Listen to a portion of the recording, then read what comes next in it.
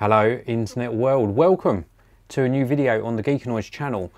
I've talked to you many times before about dash cameras, but every so often a really good one comes along that's packed full of really cool features.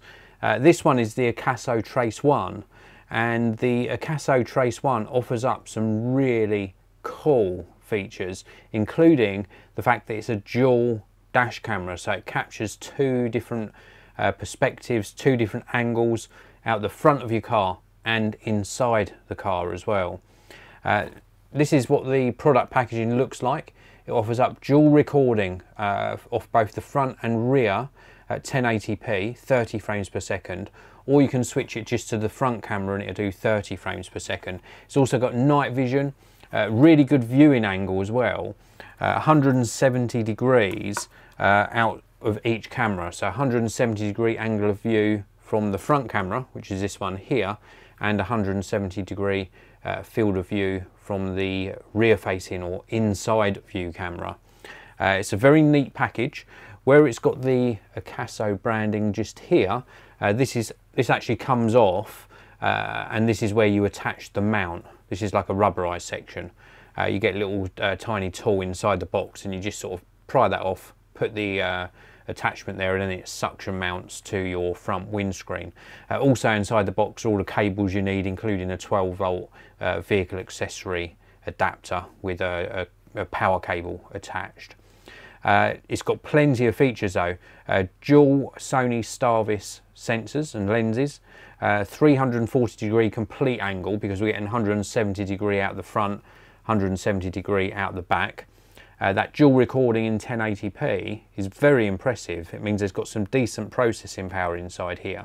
To do 1080p 30 frames per second front and rear is very good indeed. It's also got an infrared night mode, so it's really good in low light conditions, and it's got a parking mode as well. It does this loop record. Let me explain what a dash camera is. So on this one here on the side, we've got a micro SD card memory slot. You put your micro SD card in. When you turn on your ignition, assuming you've got this plugged in to the vehicle accessory socket, it will start recording. And it does this loop recording, so it will record in like 1 minute, 2 minute, 3 minute segments. And then it will stop, and then it'll start recording another video segment and another one and another one. And then when it fills up the memory card, it will go all the way back to the sort of like the beginning, and it will start recording over the oldest footage first, unless it's a protected piece of footage. If you have a collision, it will actually protect that particular video piece for evidence. It supports up to 128 gigabyte card as well. So it's got plenty of features packed in. Now, before I talk to you about the actual quality and give you a closer look at the device, I just want to let you know that this is a live broadcast. This was sent out to me by AKASO for this video, and they haven't asked me to say anything in particular. All of the opinions expressed are indeed my own. And there's also links in the video description area to the AKASO website, so you can check out their full range. And also there's links to where you can buy this for yourself. They are affiliate links. They earn me a little bit of commission. They don't cost you a penny extra. Now, because this is live, I want to say a big hello to Aaron Stoy, first in the live chat. If you're watching live, you can use the live chat. If you're watching after the live broadcast, you can use the regular comments section below. So back to the AKASO Trace 1. Let's take a closer look. So this is the front of the camera. You can see the little portion here that I mentioned that comes off where you put the mount. This is the front camera, 170 degree field of view. On this side here, we've got like a power button and a multi-function button on the side here. Let's get this to focus for you. We've also got the micro SD card memory slot, and then we've also got the little microphones. This will record the internal audio in your car. Across the bottom here, we've got a speaker. We've also got buttons here for navigating through the menu system. Then on this side here, we've got some extra vents on the side, and then on the top we've got the mini USB, not micro, mini USB, which is how this camera accepts power.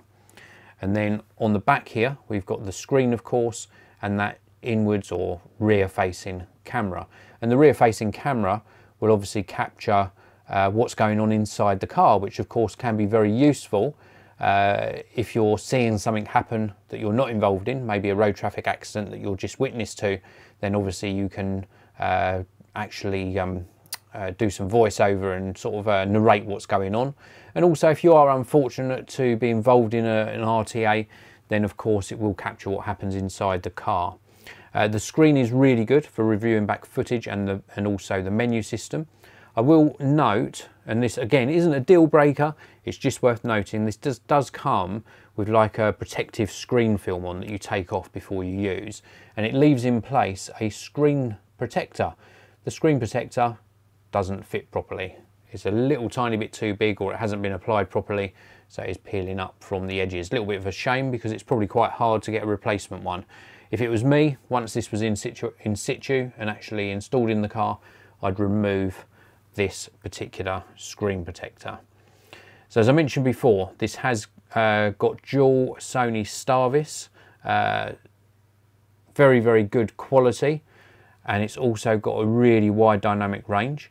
It's got a built-in G sensor, so as I mentioned earlier, if you are involved in something where the car gets shunted, or there's like a jerk on the car, then it will lock that video to prevent that video segment from being overwritten.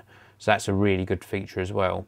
The Sony Starvis rear camera actually has 4 IR LEDs in this section here, and that really helps it to handle low light conditions inside the car. But still, outside the car, when you're looking at the front vision from the front lens, is extremely good, and even in dark situations, really easy to see number plates. Very wide angle, as I mentioned before, and we've also got that parking mode, so it will protect your car whilst it's parked as well. Really neat little unit. It's quite light. The plastics feel a little tiny bit cheap, but overall the fit and finish feels very good. You know, it's a really nice sort of solid piece of equipment. Something I didn't mention, you probably won't have to use this very often, but apart from the buttons for navigating through the menu, on the bottom here there is a little reset button, just recessed in that tiny little hole, should you need to use it.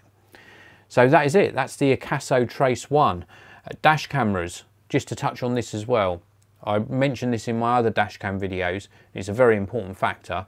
Some insurance companies do in fact give you a discount if you have a dash camera installed. Some of them only give you a discount if it's an approved brand.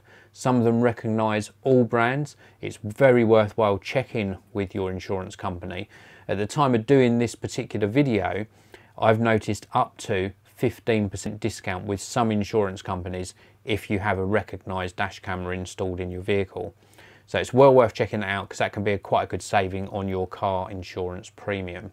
With regards to the quality of this, the AKASO Trace 1, I think it's a step above some of the dash cameras I've tested, apart from a couple. The low light can get a tiny bit grainy, but it does still resolve a good amount of detail. I think it's really nice having the internal view as well. I've seen some dash cameras that have this rear mounted camera, and it's meant to zoom in and record out of your rear view window. They're not very good when they do that. I'd much rather just have this one that just records the occupants inside the car. If you try and zoom through a vehicle, through the back window, you're cropping in on the image anyway, so it's not that good. So I think it's a wise move that they've actually just incorporated this as an inside view camera. Very good quality overall, and I think it's well worth checking out. Check out those links down in the video description. If you've got any questions at all, please do leave them in the comment section below. Hit the like button if you enjoyed the video, and have a fantastic day ahead. I'll see you in another video very soon.